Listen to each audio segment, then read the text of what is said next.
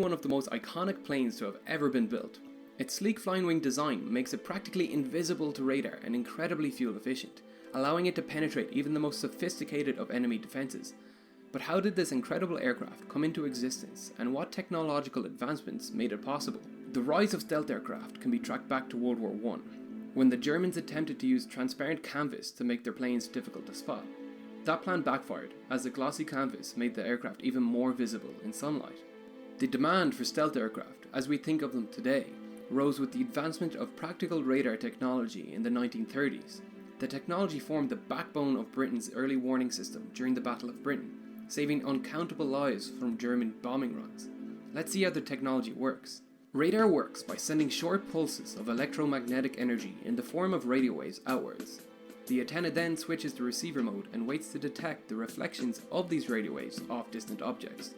The radar now receives a blip on the screen called a radar cross-section, and its size changes with the magnitude of radio waves returning to the antenna. The radar cross-section is a measure of how detectable an object is with radar. The size of the object is just one factor, which can be mitigated with clever engineering. The B-2 has a 52-meter wingspan, yet it has been reported to have the same radar cross-section as a large bird. So how does the B-2 manage to achieve this incredible feat? The core concept behind the B-2 is reflection. It was designed to reflect the radio waves away from the source, so that they never get the chance to be detected. What is amazing is that every surface of the B-2 has been designed with this in mind.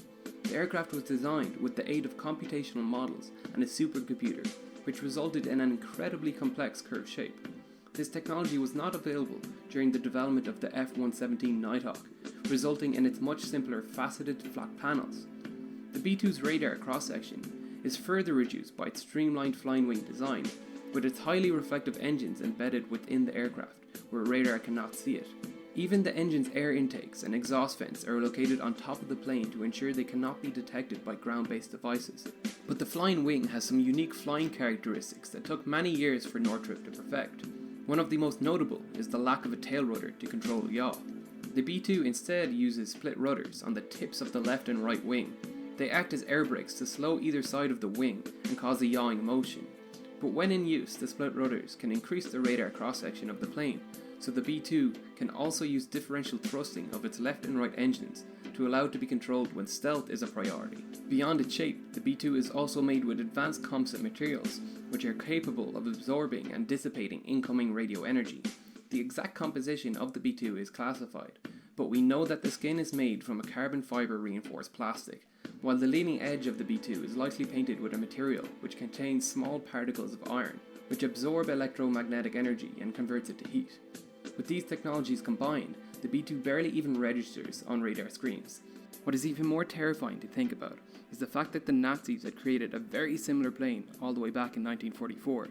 The Horten 229 incorporated many of the same principles as the B-2, long before the stealth technology that made the B-2 possible was fully understood. Today, we can only imagine the impact this plane would have had if it was ready before the war's end.